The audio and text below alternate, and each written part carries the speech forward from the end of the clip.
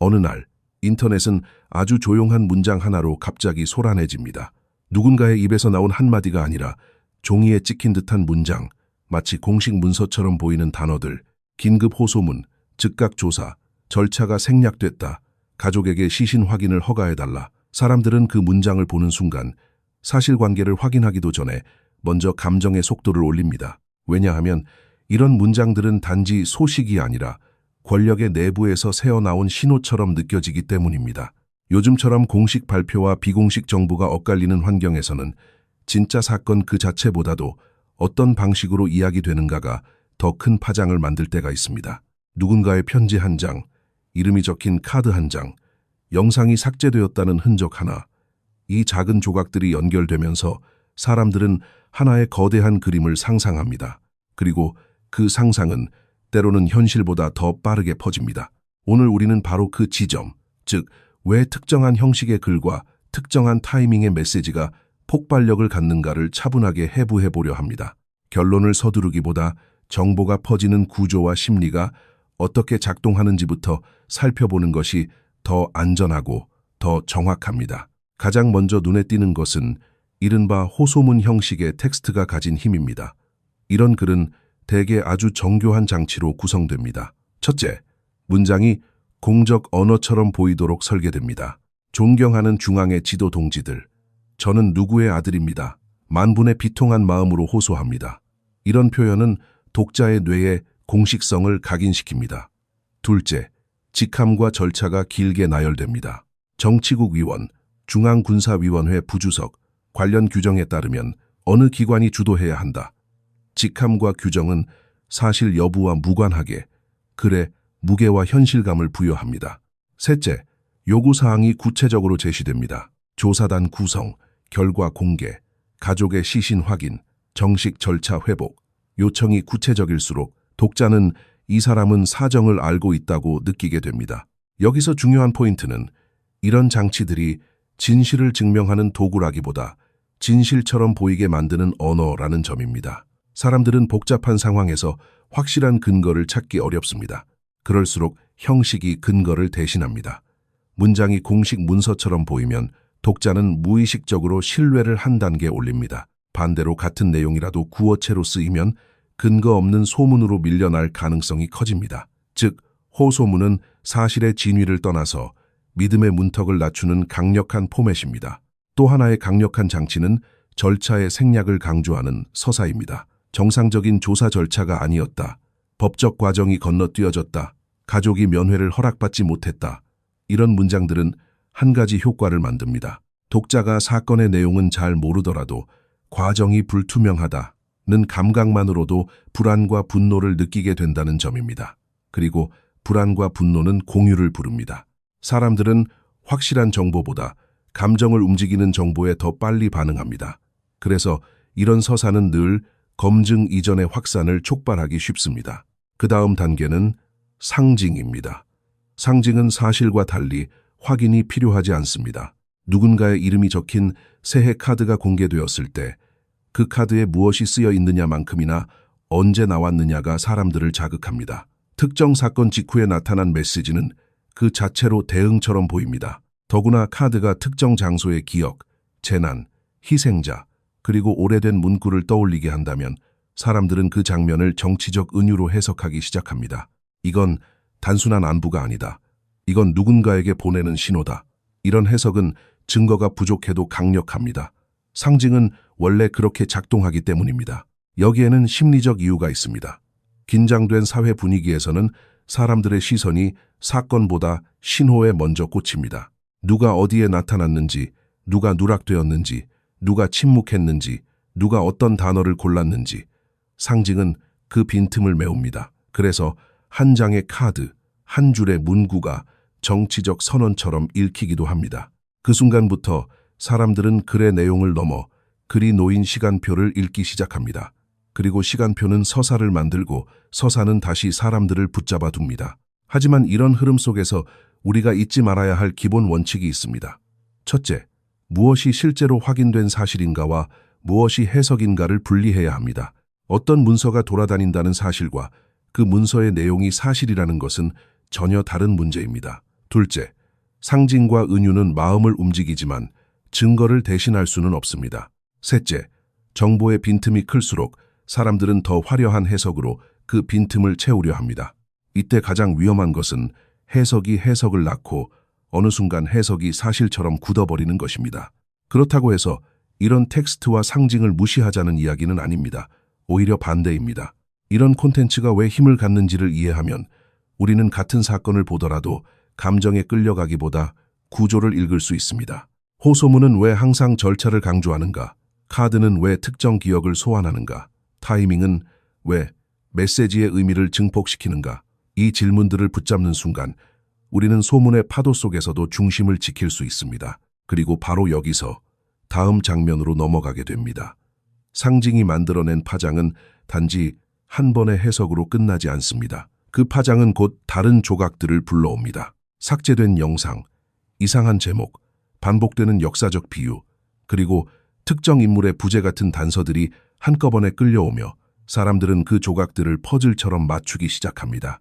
다음 타석에서는 바로 그 퍼즐의 방식, 즉 조각의 나열이 어떻게 전체 서사처럼 보이게 되는가를 더 깊게 파고들어 보겠습니다.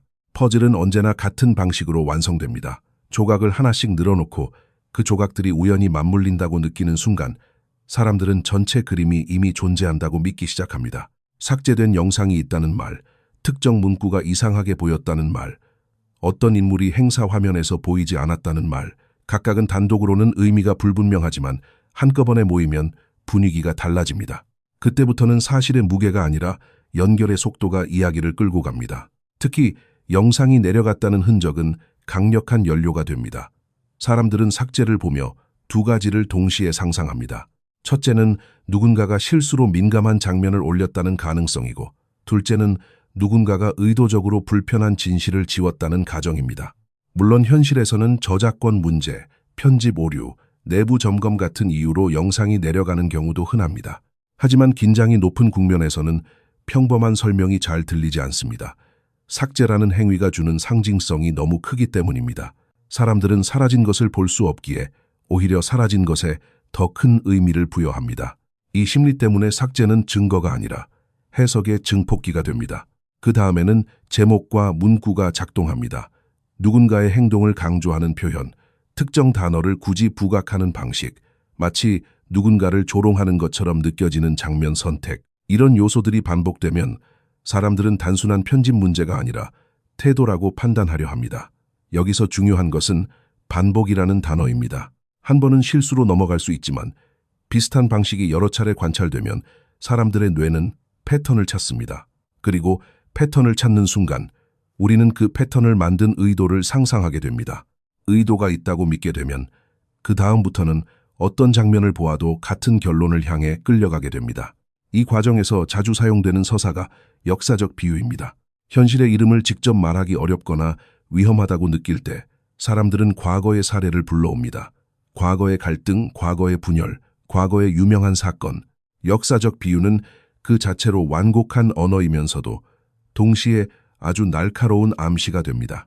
누군가가 특정 인물을 반복해서 언급한다면 사람들은 그 인물이 단지 역사 속의 이름이 아니라 현재를 비추는 거울이라고 받아들입니다. 이때부터는 과거의 이야기로 현재의 불안을 설명하게 되고 현재의 불안은 다시 과거의 이야기와 맞물리며 더 단단해집니다. 그리고 퍼즐의 핵심 조각은 언제나 부재입니다. 화면에 있어야 할 사람이 보이지 않는다는 느낌, 늘 등장하던 인물이 갑자기 사라졌다는 인상. 부재는 사실 확인이 어렵습니다. 어떤 일정은 비공개일 수 있고 어떤 참석자는 카메라에 잡히지 않을 수 있으며 어떤 날은 단순히 일정이 겹쳤을 수 있습니다. 그런데도 사람들은 부재를 단서로 삼는 것을 좋아합니다. 존재보다 부재가 더 많은 상상력을 허락하기 때문입니다. 누군가를 보지 못했다는 사실은 곧바로 이유를 찾게 만듭니다. 그리고 이유를 찾는 과정에서 사람들은 자신이 이미 믿고 있는 서사를 강화하는 방향으로 해석을 고릅니다. 이런 흐름이 어느 지점에 도달하면 이야기의 무대는 개인이나 사건을 넘어 시스템으로 옮겨갑니다. 더 이상 누가 어떤 말을 했는지가 아니라 조직이 어떻게 움직이는지가 관심사가 됩니다. 메시지가 일관되지 않다는 느낌, 말이 과하게 거칠어졌다는 인상, 같은 표현이 반복되는 것처럼 보이는 현상. 사람들은 여기서 불안을 읽습니다. 만약 내부가 안정적이라면 굳이 같은 결의를 계속 확인할 필요가 없다고 생각하기 때문입니다. 물론 실제로는 내부 결속을 다지기 위해 반복하는 경우도 많습니다. 하지만 관찰자의 마음은 안정의 신호보다 불안의 신호에 더 민감합니다. 특히 사회 전체가 긴장하고 있을 때 반복은 결속이 아니라 흔들림으로 번역되기 쉽습니다. 여기서 우리는 분석을 할 때 반드시 지켜야 할 기준을 다시 세워야 합니다. 첫째, 관찰 가능한 사실과 그 사실에 대한 해석을 분리해야 합니다. 어떤 영상이 공개되었다가 내려갔다면 그것은 사건입니다. 하지만 내려간 이유가 무엇인지는 대부분 해석입니다. 둘째, 여러 조각을 연결할 때는 연결의 방향이 내가 원하는 결론으로만 흐르지 않는지 점검해야 합니다. 사람은 누구나 자신이 믿는 이야기에 유리한 조각을 더 또렷하게 봅니다. 셋째, 퍼즐이 완성된 것처럼 느껴지는 순간일수록 오히려 퍼즐을 한번 해체해 봐야 합니다. 조각을 다시 흩어놓고 각각이 독립적으로도 같은 의미를 유지하는지 확인해야 합니다. 독립적으로 의미가 약해진다면 그 퍼즐은 사실의 결과라기보다 연결의 착시일 가능성이 커집니다. 하지만 그럼에도 이런 퍼즐이 힘을 갖는 이유는 단순합니다. 사람들은 불확실한 현실을 견디기 어렵습니다. 불확실함은 답이 없는 질문을 만들고 그 질문은 마음을 소모시킵니다.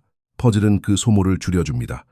조각을 맞추면 적어도 머릿속에는 질서가 생깁니다. 그 질서가 사실인지 아닌지는 다음 문제로 미뤄지고 당장은 불안을 정리해주는 서사가 우선이 됩니다. 그래서 퍼즐은 빠르게 퍼지고 쉽게 굳어집니다. 그렇다면 우리는 무엇을 해야 할까요?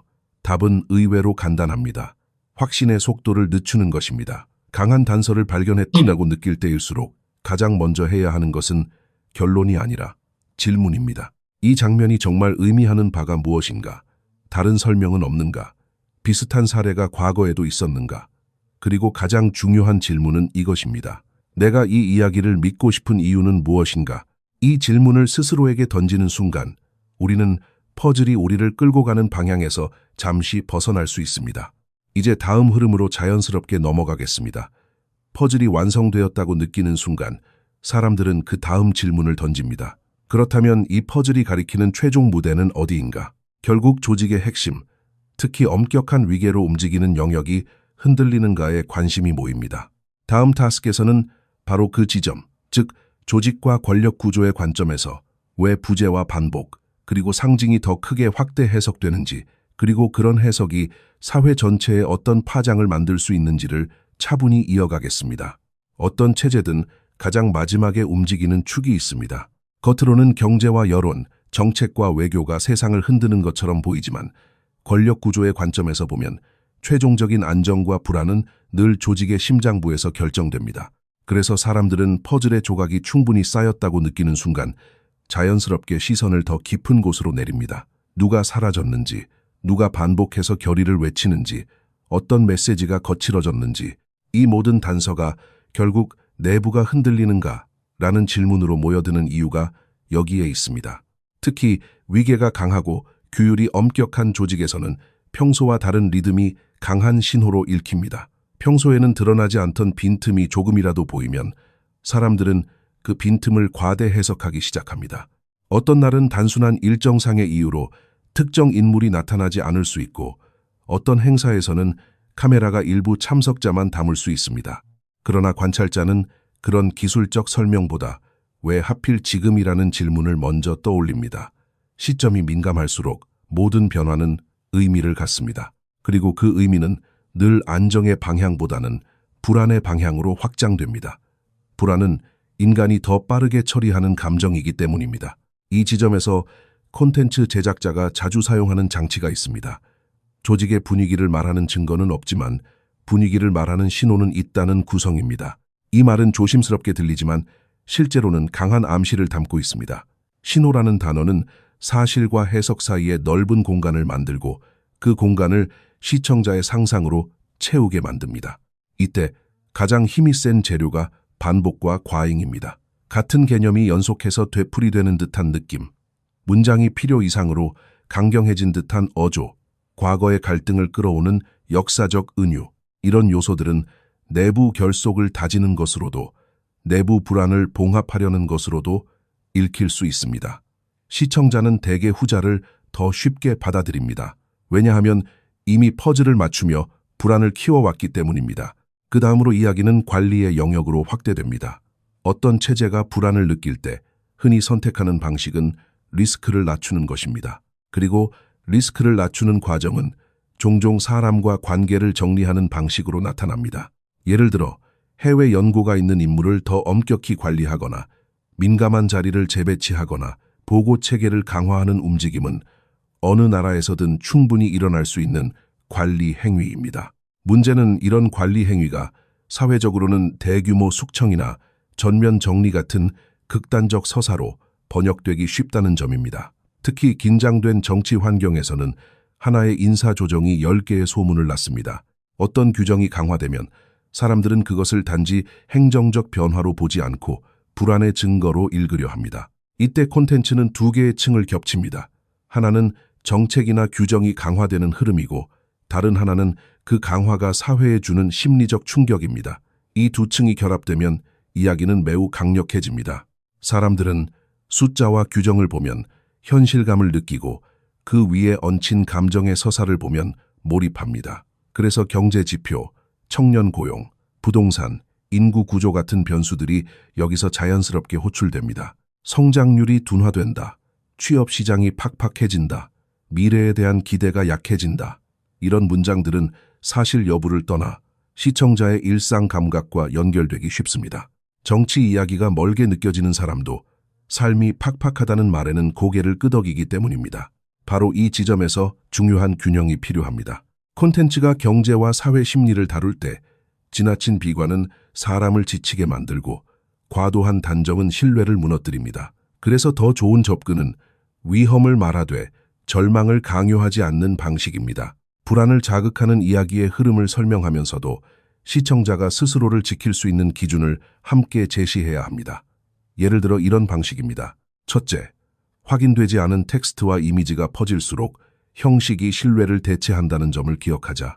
둘째, 삭제된 영상이나 부재의 장면은 의미를 가질 수 있지만 동시에 평범한 이유로도 발생할 수 있음을 항상 열어두자. 셋째, 여러 단서를 연결할 때는 내가 보고 싶은 결론이 연결을 이끌고 있지 않은지 점검하자. 넷째, 정치적 불안과 개인의 삶을 구분하자. 거대한 소용돌이는 이해하되 나의 일상과 정신을 갉아먹게 두지 말자. 이렇게 기준을 세우고 나면 이야기는 자연스럽게 하나의 질문으로 수렴합니다. 그렇다면 우리는 무엇을 믿어야 하는가?